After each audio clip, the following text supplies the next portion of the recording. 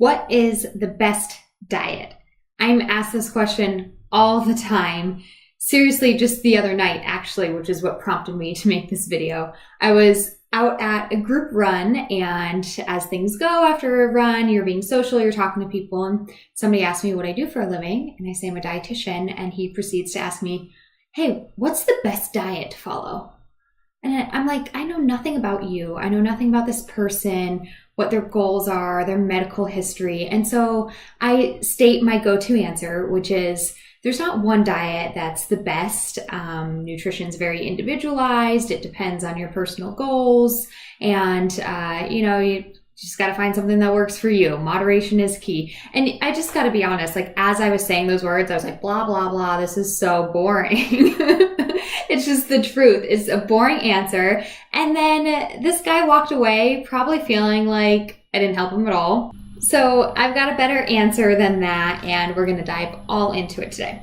So first and foremost, I actually want to clarify the word diet, because in social terms, the word diet is going on an intended eating plan, a meal plan that typically restricts food and is for the purpose of weight loss. And if not weight loss, then some other medical condition like diabetes.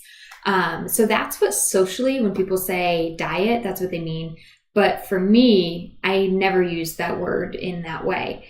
I actually think diet is really just the foods that you habitually eat, What's interesting too is that the past couple of years in a row, large health organizations have been answering that question, what is the best diet? And the past few years in a row, the Mediterranean diet has come up. And I say this is interesting because the Mediterranean diet is very much my definition of a diet as well. Mediterranean diet is not a strict meal plan. It's not intended for weight loss. It's not to cure any medical disease. You're not going to find like a list of you must eat these foods in these amounts on the Mediterranean diet. No, it's none of that. The Mediterranean diet is simply the style of eating that people in Mediterranean cultures eat. So it really has a lot to do with the food that's available culturally, economically, geographically in that area. So there's a lot of fishing. There's a heavy emphasis on nuts and seeds. There's lots of olive trees in that area. So olive oil is very popular. And anyways, that diet isn't anything that was created for the purpose of weight loss or as a marketing scheme to write a book so a doctor could get rich off of it. That is just the people in a Mediterranean area all had really healthy lives and lived a long life and didn't have health complications. And their diet was composed of these foods that we now call a Mediterranean diet. So that very much falls in line with my term of a diet as well. And that tends to be what over the last few years, health professionals are saying is one of the healthiest diets. So let's dive into the Mediterranean diet. First things first, the Mediterranean diet is heavily focused on plant-based foods. It is not vegetarian, it is not vegan, but they focus on fruits, vegetables, nuts, and seeds first. If you were to go back to like an old food pyramid where in the US, the food pyramid had starches and grains as the bottom, kind of what should make up the bulk of your diet. The Mediterranean diet, if it were in a pyramid, would have fruits, vegetables, nuts, and seeds as that bulk of their diet. That's what they focus most meals on, and most snacks are going to incorporate fruits, vegetables, nuts, and seeds. It doesn't mean that they don't eat any protein at all or any meat at all. They absolutely do. As I just mentioned, nuts and seeds are a high source of protein. They still do eat meat. It's just in moderate amounts. And within those meat choices is a heavy emphasis on fish. So from salmon to tuna to shrimp is pretty popular over there. Any fish that they have over there, they're going to be eating often a couple times a week. So why is this healthy? Eating a diet that's full of fruits and vegetables and less meat is going to be naturally lower in saturated fat. Saturated fat is the type of fat that kind of accumulates in your heart and has an impact on cardiovascular disease. So if you're putting that emphasis on fruits and vegetables, which have virtually zero saturated fat, then you're going to be better off in that department, right? On top of that, if when you do eat meat, you put a heavy emphasis on seafood, The types of fats that are in seafood is a lot of our really healthy omega-3 fats. Omega-3 fats are ones that reduce inflammation. And then the heavy emphasis on fruits and vegetables, as well as giving you a really high source of antioxidants. So all the damage that our body is exposed to through pollution, through chemicals, through just activities of normal life, like we're exposed to bad stuff. That's part of aging. That's why as you age, like your skin's going to get more wrinkly. And antioxidants help you repair, help you prolong that process. And those antioxidants are found in fruits and vegetables. Which brings me to the topic of red wine, which is always talked about being a health benefit and part of the Mediterranean diet as well.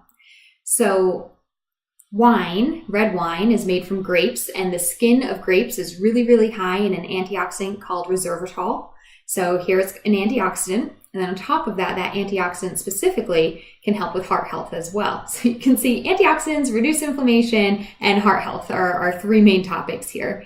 So when you have that concentrated grape skin, high in resveratrol, high in an antioxidant that's concentrated down into a 5-ounce portion glass of wine, you get a lot of antioxidants in one glass of wine. And that's been a popular cultural thing in the Mediterranean diet, is to have 1 to 2 glasses of wine on a daily basis.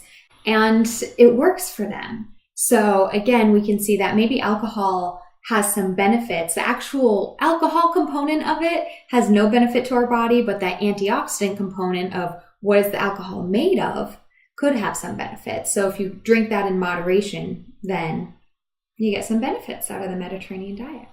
I think the last kind of component of the Mediterranean diet that I want to hit on is its use of fresh herbs and spices.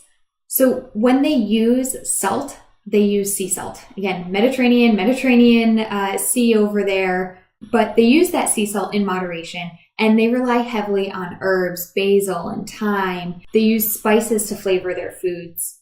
And you see that when you go to Mediterranean restaurants, you'll see all these bright colors on the plates from their spices. Turmeric, bringing a bright yellow to dishes or to rice sometimes. So herbs have a broad range of health promoting benefits. First and foremost, they're definitely an antioxidant. So here we are again. And also they just have a lot of plant compounds that are really, really small, microscopic, and you're not going to feel on a daily basis. But over a lifetime of consuming them, I think it has a big impact on health.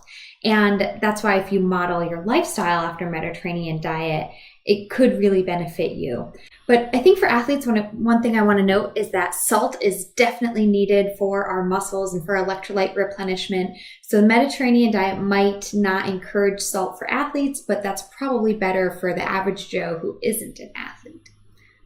So I hope this video helped explain a little bit about the Mediterranean diet and how that could possibly be one of the best diets to model yours after, but of course take into consideration your personal needs. So just as an example of that, I think that I follow the Mediterranean diet loosely because I incorporate fish 2 to 3 times a week. I use oil-based oils, the olive oil, avocado oil as a fat source. I have nuts and seeds as snacks, as salad toppers incorporated into meals.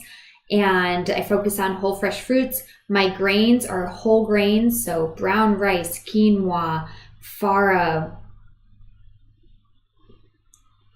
So brown rice, quinoa, 100% whole rye, really hearty whole grains.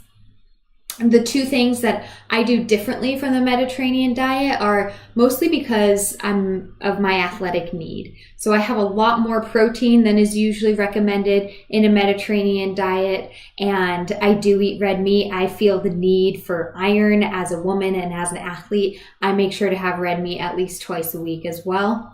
And I do have more salt than the Mediterranean diet probably recommends. Now in cooking, I focus on using those other herbs as mentioned, basil, turmeric, cayenne, red pepper, all that stuff. I use a lot of that in cooking, but I still have more salt, especially before and after workouts. So that's how you take kind of a style of eating like the Mediterranean diet that has been proposed to be really healthy, and you adopt it to your own needs. Thanks for listening, guys. Until next time.